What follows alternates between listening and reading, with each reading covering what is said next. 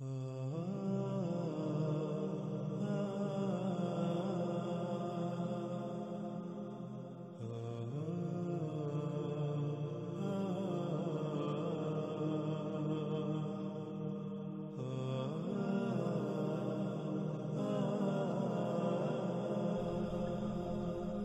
مَكَنَّا لَهُ فِي الْأَرْضِ وَآتَيْنَاهُ مِنْ كُلِّ شَيْءٍ سَبَبًا، اس میں کچھ شک نہیں مکن دیا تھا ہم نے، یعنی زمین میں اختیار و اقتدار، حکومت دی تھی اسے، اور دیے تھے تمام کی تمام اشیاء سے اسباب، اسے ہر شے سے سبب دیا گیا تھا۔ یہاں ناظرین سوال یہ پیدا ہوتا ہے کہ اللہ سبحانہ و تعالیٰ نے زمین میں حکومت کیوں دی؟ یعنی اللہ سبحانہ و تعالیٰ نے ذی القرنین کو زمین میں حکومت کیوں دی اور تمام کی تمام اشیاء سے اسباب کیوں دیے؟ تو پہلے اس سوال کا جواب قرآن سے ہی حاصل کرتے ہیں، اس کے بعد انتہائی آسان مثال کے ساتھ اس کے جواب کو ایک دوسرے پہلو سے بھی واضح کریں گے۔ جب اللہ سبحانہ و تعالیٰ سے سوال کیا جائے تو اللہ سبحانہ و تعالیٰ اس سوال کا قرآن میں یوں جواب دیتا ہے، الذین ان مکناہم فی الارض اقاموا الصلاۃ وآتوا الزکاۃ وامروا بالمعروف ونہوا عن المنکر وَلِلَّهِ عَاقِبَةُ الْأُمُورِ، ایسے لوگ اگر انہیں مکن دیا جاتا ہے ارض میں، یعنی جنہیں زمین میں اختیار و اقتدار، حکومت دی جاتی ہے، تو کیوں دی جاتی ہے؟ اس لیے دی جاتی ہے کہ وہ قائم کر رہے ہوں الصلاۃ اور دے رہے ہوں زکوٰۃ اور امر کر رہے ہوں معروف سے، یعنی انہیں جو اختیار دیا گیا، جو حکومت دی گئی، تو وہ اس اختیار کا استعمال کرتے ہوئے انسانوں سے وہ کام کرواتے ہیں جن کے کرنے کا حکم دیا گیا، اور روکتے ہیں ان کاموں سے، ان معاملات سے جن سے رکنے کا کہا گیا۔ اور اللہ کے لیے ہے تمام کے تمام کاموں کا انجام، یعنی جنہیں زمین میں حکومت دی جاتی ہے تو جس مقصد کے لیے حکومت دی جاتی ہے وہ بالکل واضح کر دیا۔ اگر وہ ایسا نہیں کرتے تو پھر جان لیں کہ ایسا نہیں ہے کہ انہیں کوئی پوچھنے والا نہیں، وہ زمین پر اقتدار و اختیار ملنے پر جو جی میں آئے کرتے رہیں، انہیں کوئی پوچھنے والا نہیں، انہیں کوئی زوال نہیں، ایسا نہیں ہے، بلکہ اللہ سبحانہ و تعالی نے سب کچھ قدر یعنی پورے حساب کتاب کے ساتھ خلق کیا،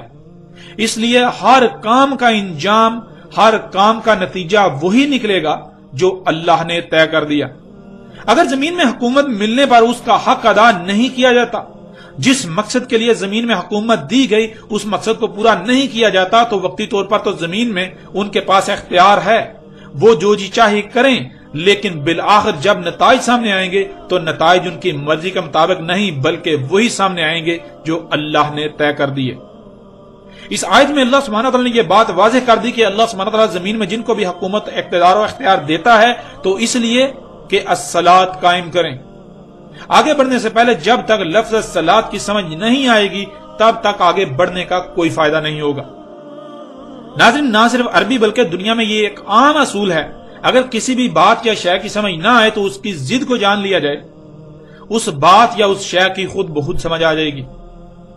قرآن میں تمام کے تمام انسانوں کو صرف اور صرف ایک ہی کام کا حکم دیا گیا، اس کے علاوہ کسی دوسرے کام کا حکم نہیں دیا گیا، اور وہ ہے الصلاۃ۔ پورے قرآن میں اسی ایک حکم کی ہر پہلو سے وضاحت کی گئی کہ الصلاۃ کیا ہے، اسے کب کب کیسے کیسے قائم کرنا ہے، اور یہ کس طرح قائم ہوگی، اسے قائم کرنے کے لیے تمہیں کیا بننا ہوگا وغیرہ۔ یعنی پورے کے پورے قرآن میں جتنے بھی احکامات دیے گئے ہیں وہ الصلاۃ کے ہی ذیلی احکامات ہیں، اور پھر الصلاۃ قائم نہ کرنے کی وجہ سے انسانوں کو کن نقصانات کا سامنا کرنا پڑے گا اس کی بھی ہر لحاظ سے، ہر پہلو سے کھول کھول کر وضاحت کر دی گئی۔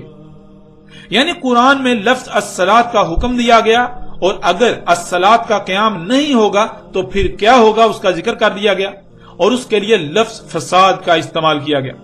پورے کے پورے قرآن میں لفظ الصلاۃ کی ضد فساد آئی ہے۔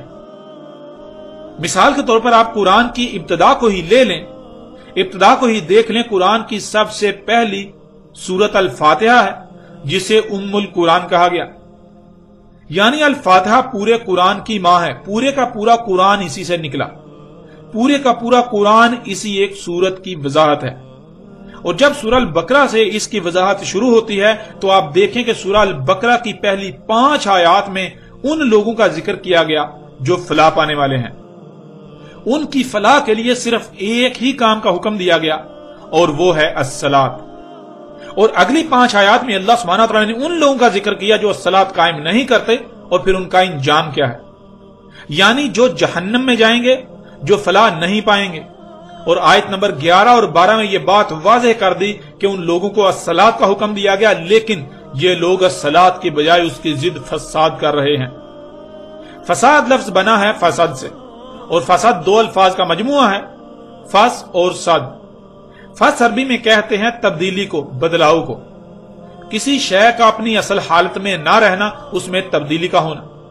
اور صد کہتے ہیں رکاوٹ کو. اب ان دونوں الفاظ کو جمع کیا جائے تو لفظ فساد وجود میں آئے گا، جس کے معنی بنتے ہیں شے کا اپنی اصل حالت میں نہ رہنا، اس میں کسی تبدیلی کا ہونا جس سے اس میں رکاوٹ پیدا ہو جائے. یعنی جیسے ایک مشین کئی پرزوں کا مرکب ہوتی ہے، تمام کے تمام پرزوں میں ربط قائم ہوتا ہے جب تک کہ تمام کے تمام پرزے اپنے اپنے مقام پر رہتے ہوئے اپنی اپنی ذمہ داری پوری کرتے ہیں، پوری مشین ٹھیک رہتی ہے، اس میں قائم توازن برقرار رہتا ہے، اس میں نظم تسلسل قائم رہتا ہے. اگر مشین میں کہیں بھی کوئی تبدیلی واقع ہو، کسی پرزے کو اس کے مقام سے ہٹا دیا جائے، تبدیلی کر دی جائے، بدلاؤ آ جائے تو پرزوں میں ربط ٹوٹ جائے گا، جس سے مشین میں قائم تسلسل نظم میں رکاوٹ آ جائے گی. اسے فساد کہتے ہیں. اور پھر ظاہر ہے یہ کس کی ضد ہو سکتا ہے؟ یہ ضد ہے ہر شے کا اپنے اصل مقام پر رہنا، اس میں کسی بھی قسم کی کوئی تبدیلی کا نہ ہونا، شے کا اپنی اصل حالت میں ہونا یا رہنا جس سے اس میں توازن تسلسل ربط قائم رہے، اس میں کسی بھی قسم کی رکاوٹ پیدا نہ ہو. اور عربی میں اس کے لیے لفظ سل کا استعمال ہوتا ہے. سل، اسی سے لفظ الصلاۃ بنا ہے. لفظ الصلاۃ 4 الفاظ کا مجموعہ ہے، ال، سل، الف اور تا یعنی تے. عربی کا اصول ہے کہ جب بھی کسی مخصوص شے کا ذکر کرنا مقصود ہو تو اس کے شروع میں ال یعنی الف لام کا استعمال کیا جاتا ہے. آگے لفظ سل آ جاتا ہے جس کے معنی آپ جان چکے ہیں، اور آگے آ جاتا ہے الف. عربی گرامر کے مطابق الف اگر کسی بھی لفظ کے شروع میں آئے تو اسے سوالیہ بنا دیتا ہے، اور اگر آخر میں آئے تو اسے ماضی کا صیغہ بنا دیتا ہے، اور اگر درمیان میں آئے تو جس کا ذکر کیا جا رہا ہے، جس کی بات کی جا رہی ہے، اس کا کل بنا دیتا ہے، اس میں سے کسی کو بھی مستثنا قرار نہیں دیتا. اور آخر میں تا ہے جو کہ براہ راست اس کا اظہار کرتی ہے جس کے بارے میں بات کی جا رہی ہو، یعنی جس میں سب کا سب سل کرنا ہے، ہر شے کو اس کے اصل مقام پر رکھنا ہے یا رہنے دینا ہے جس سے اس میں میزان قائم رہے، ہر شے میں ربط تسلسل اور نظم قائم رہے. ناظرین، یہ ہیں لفظ الصلاۃ کے مختصر اور جامع ترین معنی. اس کے علاوہ الصلاۃ کیا ہے اس پر مکمل تفصیلات کے لیے انا علینا بیانہ سلسلے میں الصلاۃ کے موضوع پر ایک ساتھ دیکھیں. ناظرین، الصلاۃ کیا ہے؟ اس کے علاوہ اگر آپ اس بات پر ہی غور کریں کہ جن کو زمین میں اقتدار و اختیار دیا گیا، زمین میں حکومت دی جاتی ہے، اس لیے دی جاتی ہے کہ وہ صلاۃ قائم کریں، تو غور کریں اگر صلاۃ کا مطلب یا صلاۃ سے مراد نماز ہوتی تو کیا نماز کے لیے زمین میں حکومت، اقتدار و اختیار کا حاصل ہونا لازم ہے، شرط ہے؟ اگر زمین پر اقتدار و اختیار دیا جا رہا ہے، زمین میں اقتدار حکومت دی جا رہی ہے، تو آخر حکومت کس مقصد کے لیے دی جاتی ہے؟ اس میں تو کوئی دو رائے نہیں، حکومت تو نظام چلانے کو کہتے ہیں، شے کی دیکھ بھال کرنے، اس کا نظام چلانے کو کہتے ہیں. اور اگر زمین پر اختیار دیا جا رہا ہے، زمین میں اقتدار حکومت دی جا رہی ہے، تو آخر حکومت کس مقصد کے لیے دی جاتی ہے؟ اس میں تو کوئی دو رائے نہیں کہ حکومت تو نظام چلانے کو ہی کہتے ہیں، تو زمین میں حکومت دی جا رہی ہے تو ظاہر ہے نظام چلانے کے لیے دی جا رہی ہے کہ زمین کی دیکھ بھال کی جائے، کوئی بھی زمین میں خرابیاں نہ کر سکے. اگر پہلے سے کوئی خرابیاں کی گئی ہیں تو ان کی اصلاح کی جائے، اگر خرابیاں کی جا رہی ہیں، فطرت میں پنگے لیے جا رہے ہیں، تو ان کو روکا جائے، ایسا کرنے والوں کو ڈنڈے کے ساتھ، سختی کے ساتھ روکا جائے. اب ناظرین ذرا غور کریں، ذوالقرنین علیہ السلام کو اگر مکن دیا گیا یعنی زمین میں حکومت دی گئی، زمین میں اقتدار و اختیار دیا گیا، تو ظاہر ہے اس لیے دیا گیا تاکہ وہ الصلاۃ قائم کریں، یعنی زمین میں تمام کی تمام مخلوقات کو ان کے اپنے اصل مقام پر رکھیں۔ اگر فساد کیا جا رہا ہے تو نہ صرف فساد روکیں بلکہ زمین کی اصلاح کریں۔ یعنی اگر آپ اپنی گاڑی کسی کو دیتے ہیں تو کس مقصد کے لیے دیں گے؟ ظاہر ہے تاکہ وہ اسے چلائے اور اس کی دیکھ بھال کرے۔ اگر اس میں کوئی خرابی ہو تو اس کی اصلاح بھی کرے، اس کی خرابی کو دور بھی کرے۔ ذوالقرنین کو اللہ سبحانہ و تعالیٰ نے زمین میں مکن دیا تو اس لیے تاکہ الصلاۃ قائم کریں، زمین کی تمام مخلوقات کو ان کے اصل مقامات پر رکھیں یا رہنے دیں۔ اگر زمین میں فساد ہو رہا ہے تو اس فساد کا رستہ روکیں اور زمین میں اصلاح کریں، زمین کی اصلاح کریں۔ اور یہی وہ وجہ تھی جس وجہ سے ذوالقرنین کو تمام کی تمام اشیاء سے اسباب دیے گئے۔ تمام کی تمام اشیاء سے اسباب دینا ہی اس بات کی وضاحت کر رہا ہے کہ ان سے پہلے زمین میں جن جن کو مکن حاصل تھا انہوں نے یا تو زمین کی تمام اشیاء میں فساد کر دیا ہوا تھا یا پھر فساد زدہ کر رہے تھے۔ اگر اس فساد کو نہ روکا جاتا، اگر ان کو نہ روکا جاتا تو زمین تباہ و برباد ہو جاتی۔ اس لیے تمام کی تمام اشیاء سے اسباب دیے گئے ذوالقرنین علیہ السلام کو تاکہ وہ ان اسباب کو بروئے کار لاتے ہوئے زمین کی اصلاح کریں، مفسدین کا رستہ روکیں۔ تو اگر ایسی شخصیت جسے ذوالقرنین کہا جا رہا ہے، یعنی وہ شخصیت جسے زمین کے مغرب و مشرق تک کا اقتدار کیا گیا، وہ شخص زمین میں کہیں جاتا ہے تو کیا وہ گھومنے پھرنے جائے گا؟ نہیں، وہ گھومنے پھرنے نہیں بلکہ اسی مقصد سے جائے گا کہ وہاں فساد کیا جا رہا ہے تاکہ اس فساد کا رستہ روکا جائے، اور وہاں اصلاح درکار ہے، زمین میں اصلاح کی جائے، زمین کی اصلاح کی جائے۔ اب اگلی آیات میں دیکھیں اللہ سبحانہ و تعالیٰ نے کیا کہا، فَأَتْبَعَ سَبَبًا، پس اتباع کی یعنی پیچھے چلا ان اسباب میں سے ایک سبب کے جو ہم نے اسے دیے تھے۔ ناظرین تبع کہتے ہیں کسی کے پیچھے چلنے کو۔ مثلا اگر آپ کے پاس کوئی ایسے ذرائع ہیں، ایسے اسباب ہیں جو آپ کے پاس خبریں لاتے ہیں تو ان کے پیچھے جانے کو اتباع کہتے ہیں، عربی میں تبع کہتے ہیں۔ اب ذوالقرنین نے یعنی اس شخص نے جسے زمین کے مغرب و مشرق تک کی حکومت دی گئی تھی، اقتدار دیا گیا تھا، اس نے اللہ کے دیے ہوئے اسباب میں سے ایک سبب کی اتباع کی، اس کے پیچھے چلا۔ یعنی بالکل واضح ہے کہ ذوالقرنین کو یعنی اس شخص کو جسے زمین کے مغرب و مشرق تک کا اقتدار دیا گیا تھا، اسے زمین میں مکن اس لیے دیا گیا تاکہ وہ صلاۃ قائم کرے، اور صلاۃ کے لیے اسباب کی ضرورت ہوتی ہے، اور اسی مقصد کے لیے اللہ سبحانہ وتعالیٰ نے اسے تمام کی تمام اشیاء سے اسباب دیے۔ اب زمین میں کہاں کہاں کیا کیا ہو رہا ہے اس کی معلومات کے لیے زمین میں سے خبروں کا آنا لازم ہے، اس کی معلومات کے لیے زمین سے خبروں کا آنا لازم ہے تاکہ ان خبروں کی بنیاد پر جہاں جہاں فساد ہو رہا ہے تو وہاں وہاں فساد کو روک کر اصلاح کی جائے۔ تو اسباب میں سے ایک سبب کے ذریعے اس کے پاس زمین کے کسی خطے کی خبر آئی کہ وہاں فساد ہو رہا ہے، جسے روکنے کے لیے اس سبب کی اتباع کی یعنی اس کے پیچھے گئے، اس خبر کے پیچھے گئے۔ قرآن میں اللہ سبحانہ و تعالیٰ نے اس مقام پر تو صرف اتنا بتایا کہ ذوالقرنین کو یعنی اس شخص کو جسے زمین کے مغرب و مشرق تک کا اقتدار دیا گیا تھا، اسے اسباب دیے، ان اسباب میں سے ایک سبب کے ذریعے خبر آئی تو اس کے پیچھے گیا۔ اب قرآن سے سوال کرتے ہیں کہ وہ کون سی شخصیت تھی جس کو ایسے اسباب حاصل تھے، جس کو ایسے اسباب دیے گئے تھے، ان اسباب کے ذریعے اس شخصیت کے پاس زمین سے خبریں آتی اور وہ شخصیت ان اسباب کی اتباع کرتی یعنی ان کے پیچھے جاتی۔ جب قرآن سے یہ سوال کیا جائے تو آپ حیران رہ جائیں گے کہ قرآن میں اللہ سبحانہ تعالیٰ نے اس حوالے سے کیا رہنمائی کی، کیسا جواب دیا۔ وَتَفَقَّدَ الطَّيْرَ فَقَالَ مَا لِيَ لَا أَرَى الْهُدْهُدَ أَمْ كَانَ مِنَ الْغَائِبِينَ لَأُعَذِّبَنَّهُ عَذَابًا شَدِيدًا أَوْ لَأَذْبَحَنَّهُ أَوْ لَا يَأْتِنِي بِسُلْطَانٍ مُبِينٍ فَمَكَثَ غَيْرَ بَعِيدٍ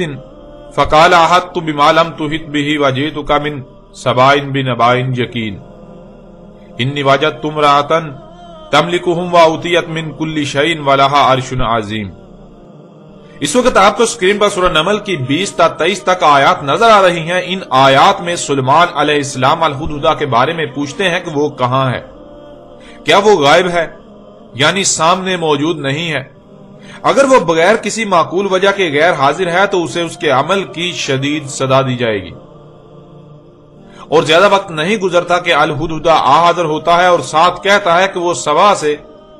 یقینی نبا کے ساتھ آیا ہے۔ اس نے ایک عورت کو دیکھا جو ان پر حکومت کرتی ہے، اس کو تمام کی تمام اشیاء سے دیا گیا،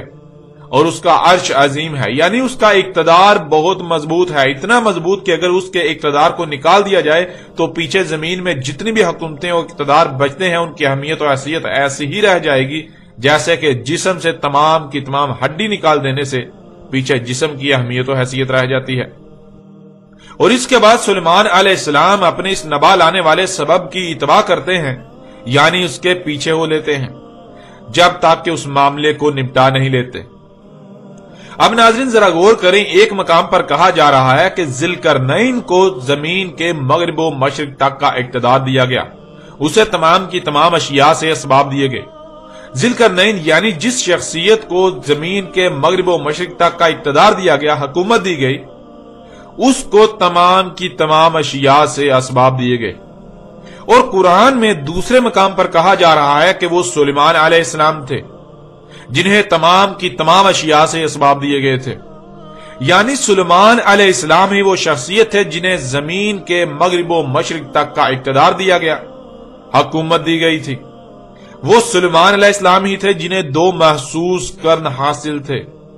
جسے عربی میں ذی القرنین کہا گیا۔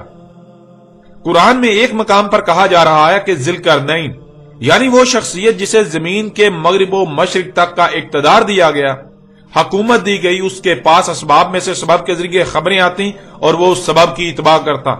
یعنی اسباب کے ذریعے آنے والی خبروں کے پیچھے جاتا، زمین میں ہونے والے فساد کو روکتا اور زمین کی اصلاح کرتا۔ تو وہی قرآن میں دوسرے مقام پر کہا جا رہا ہے کہ وہ سلیمان علیہ السلام تھے جن کے پاس ان کو دیے گئے اسباب خبریں لاتے اور سلیمان علیہ السلام ان اسباب کی اتباع کرتے، یعنی ان کے پیچھے چلتے ہوئے زمین میں ہونے والے فساد کو روکتے اور زمین کی اصلاح کرتے۔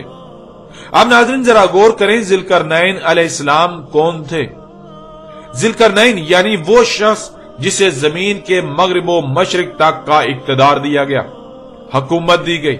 جسے زمین کے مغرب و مشرق حاصل تھے۔ قرآن کے اس مقام پر بھی اللہ سبحانہ و تعالیٰ نے یہ بات بالکل کھول کر واضح کر دی کہ ذی القرنین سلیمان بن داؤد علیہ السلام تھے۔ ذی القرنین داؤد کے بیٹے سلیمان علیہ السلام تھے۔ اس طرح ناظرین بڑھتے ہیں آگے اور ایک اور پہلو سے اس حقیقت کو آپ کے سامنے رکھتے ہیں کہ ذی القرنین سلیمان بن داؤد علیہ السلام تھے۔ اس کے لیے اس وقت آپ کو سکرین پر سورہ الکہف کی 85 تا 93 تک آیات نظر آ رہی ہیں، جن میں اللہ سبحانہ وتعالیٰ کا کہنا ہے فَأَتْبَعَ سَبَبًا حَتَّى إِذَا بَلَغَ مَغْرِبَ الشَّمْسِ وَجَدَهَا تَغْرُبُ فِي عَيْنٍ حَمِيَةٍ وَوَجَدَ عِندَهَا قَوْمًا قُلْنَا يَا ذَا الْقَرْنَيْنِ إِمَّا أَن تُعَذِّبَ وَإِمَّا أَن تَتَّخِذَ فِيهِمْ حُسْنًا قَالَ أَمَّا مَنْ ظَلَمَ فَسَوْفَ نُعَذِّبُهُ ثم يرد الى ربه فيعذبه عذابا نكرا واما من امن وعمل صالحا فله جزاء الحسنى وسنقول له من امرنا يسرا ثم اتبع سببا حتى اذا بلغ مطلع الشمس وجدها تطلع على قوم لم نجعل لهم من دونها سترا كذلك وقد احطنا بما لديه خبرا ثم اتبع سببا حتی اذا بلغ بین السدین وجد من دونہما قوما لا یکادون یفقہون قولا۔ ناظرین ان آیات میں ذی القرنین علیہ السلام کے 3 سفروں کا ذکر کیا گیا۔ ان میں پہلا سفر مغرب الشمس کی طرف، یعنی جہاں سورج ڈوبتا ہوا نظر آتا ہے اس طرف، یہاں تک کہ اس مقام پر پہنچ گئے کہ سورج گرم پانیوں میں ڈوبتا ہوا نظر آ رہا تھا، یعنی مغرب کی طرف جہاں خشکی ختم اور آگے صرف اور صرف سمندر ہے،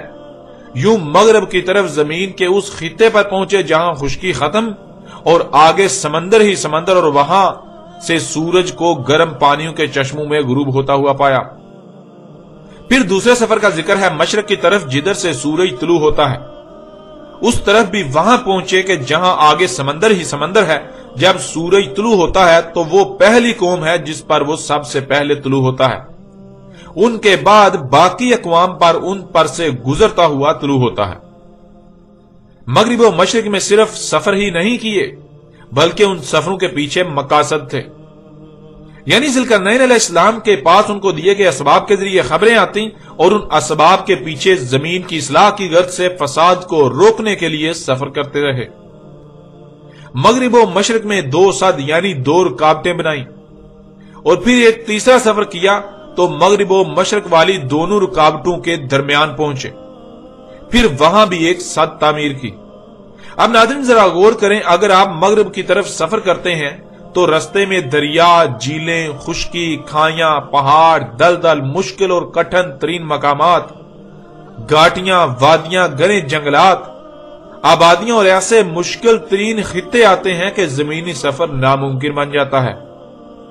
اور صرف ایک ہی صورت پیچھے رہ جاتی ہے جس کے ذریعے سے سفر کرنا ممکن ہو سکتا ہے، اور وہ ہے ہوائی رستہ۔ ذوالقرنین یعنی وہ شخصیت جسے زمین کے دونوں قرن حاصل تھے، یعنی زمین کے مغرب و مشرق تک کا اقتدار و اختیار حاصل تھا، حکومت حاصل تھی،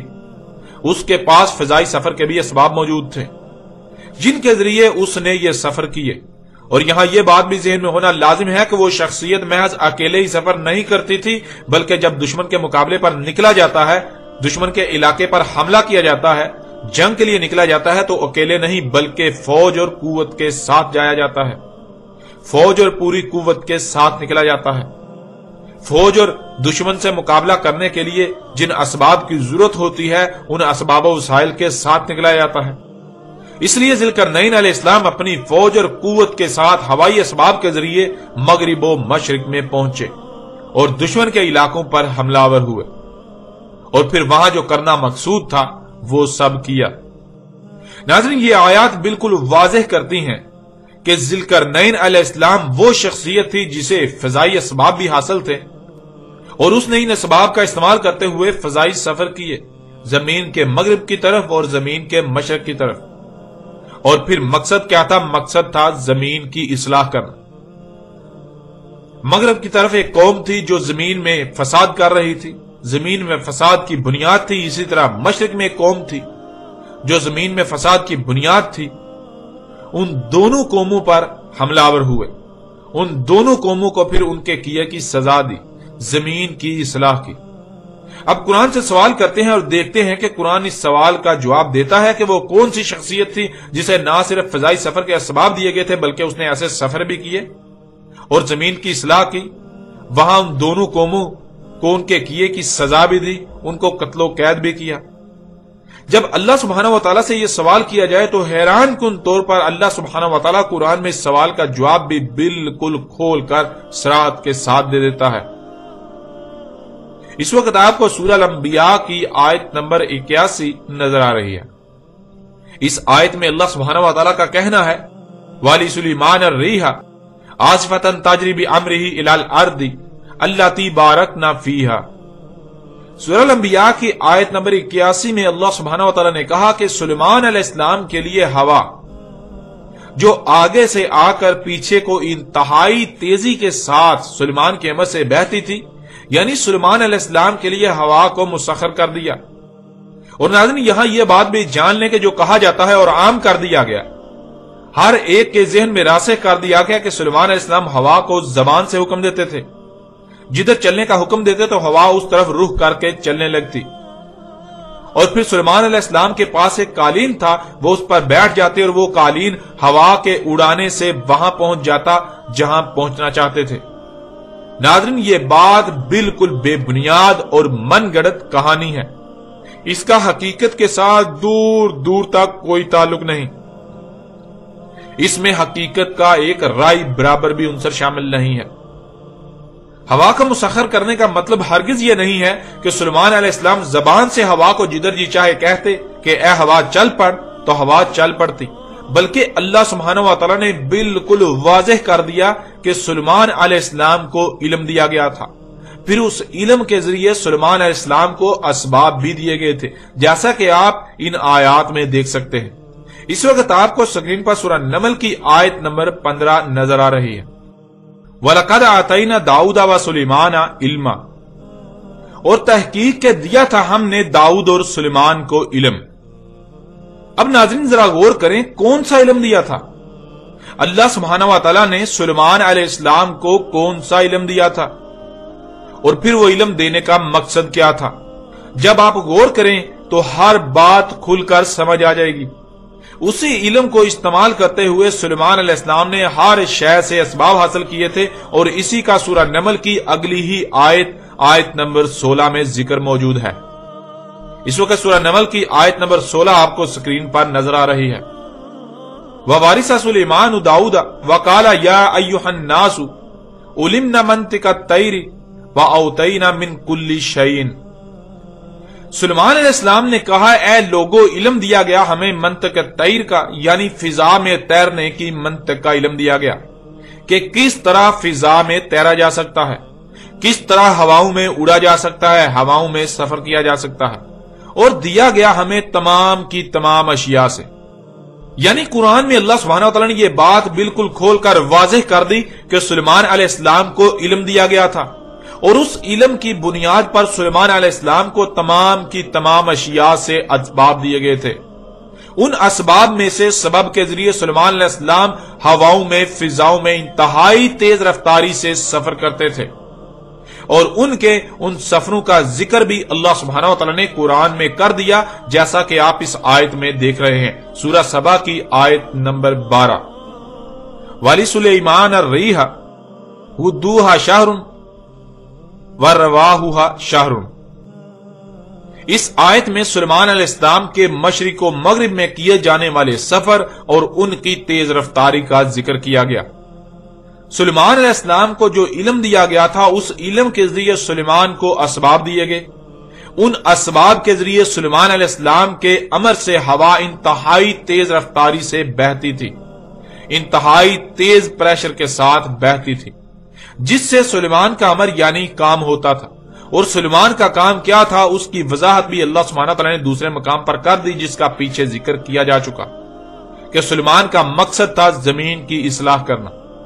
سلیمان علیہ السلام کو تمام کی تمام اشیاء سے اسباب دیے گئے، تو ظاہر ہے ہواؤں میں سفر کرنے کے بھی اسباب دیے گئے۔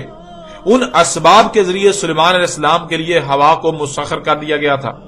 بالکل ایسے ہی جیسے آج انسانوں نے ہوا کو مسخر کر لیا ہے ہیلی کاپٹروں، جہازوں اور جیٹ انجنوں وغیرہ جیسے اسباب کے ذریعے۔ آپ اپنی آنکھوں سے دیکھتے ہیں کہ یہ اسباب آگے سے ہوا کو لے کر پیچھے کو انتہائی تیز رفتاری کے ساتھ نکالتے ہیں، یوں ہوا ان کے امر سے بہتی ہے، اور ان کا امر یعنی کام انجام پاتا ہے، یہ آگے کو انتہائی تیز رفتاری کے ساتھ سفر کرتے ہیں۔ یوں نہ صرف آپ پر یہ بات بالکل واضح ہو گئی کہ سلیمان علیہ السلام جو ہواؤں میں سفر کرتے تھے تو وہ ایسا نہیں تھا جو آج تک پھیلا دیا گیا، جو کہانیاں گڑھ کر پھیلا دی گئیں، بلکہ حقیقت یہ ہے کہ سلیمان کو علم دیا گیا، اور اسی علم سے سلیمان کو اسباب دیے گئے۔ ان اسباب کے ذریعے سلیمان ہواؤں میں سفر کرتے تھے،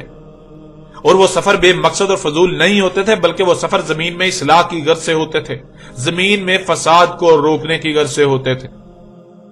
ناظرین اب آپ خود غور کریں کہ سورہ الکہف میں کہا گیا کہ مغرب و مشرق کے ہوائی سفر ذوالقرنین علیہ السلام نے کیے، یعنی اس شخص نے جسے زمین کے دونوں قرن حاصل تھے، جس کو زمین کے مغرب و مشرق تک کا اقتدار و اختیار دیا گیا تھا۔ اور دوسرے مقام پر اسی بات کو ایک دوسرے پہلو سے واضح کرتے ہوئے کہا جا رہا ہے کہ وہ شخصیت سلیمان علیہ السلام تھے۔ سفر کے ذرائع سلیمان علیہ السلام کو دیے گئے۔ سلیمان نے ان فضا میں اڑنے والے اسباب کے ذریعے اتنے لمبے سفر کیے اور انتہائی تیز رفتاری سے سفر کیے۔ اب فیصلہ آپ خود کریں کہ ذوالقرنین کون تھا۔ ذوالقرنین یعنی وہ شخصیت جسے زمین کے دونوں قرن حاصل تھے، دونوں قرن یعنی جسے زمین کے مغرب و مشرق تک کی حکومت و اقتدار و اختیار حاصل تھا۔ کیا وہ سلیمان بن داؤد کے علاوہ کوئی دوسرا ہو سکتا ہے؟ نہیں، بالکل نہیں۔ اللہ سبحانہ و تعالیٰ نے قرآن میں بالکل کھول کر واضح کر دیا کہ ذوالقرنین سلیمان علیہ السلام تھے، نہ کہ کوئی اسکندر اعظم یا سائرس ایرانی نامی مشرک، جنہیں آج تک ذوالقرنین بنا کر پیش کیا جاتا رہا۔ यूं इस पहलू से भी आपने जान लिया कि अल्लाह सुब्हानहु व तआला ने कुरान में किस कदर वाज़ेह अल्फाज में ज़िलकरनैन का जिक्र किया है। यह वाज़ेह कर दिया है कि ज़िलकरनैन कौन थे। ज़िलकरनैन सुलेमान अलैहिस्सलाम थे। और इन मुल्लाओं की हकीकत भी आप पर बिल्कुल खुलकर वाज़ेह हो गई कि जो आज तक ये कहते रहे कि कुरान में ज़िलकरनैन का जिक्र तो आया है, लेकिन कुरान ये रहनुमाई नहीं करता कि ज़िलकरनैन कौन था। कुरान उसका नाम बताने से कासिर है। इन लोगों की हकीकत भी बिल्कुल खुलकर आप पर वाज़ेह हो गई कि ये लोग आज तक कुरान पर और अल्लाह सुब्हानहु व तआला पर कितने अजीम झूठ बांधते रहे, कुरान और अल्लाह पर इफ्तरा करते रहे। ये अपनी ख्वाहिशात को दीन का नाम देकर कुरान पर और अल्लाह पर बोहतानात तराशते रहे। इन लोगों की हकीकत भी हर लिहाज से आपके सामने है। नाज़रीन, बढ़ते हैं आगे और कुरान ही से मजीद मुख्तलिफ पहलू से खोल खोल कर आप पर वाज़ेह करते हैं कि ज़िलकरनैन सुलेमान अलैहिस्सलाम थे, ना कि कोई दूसरी शख्सियत।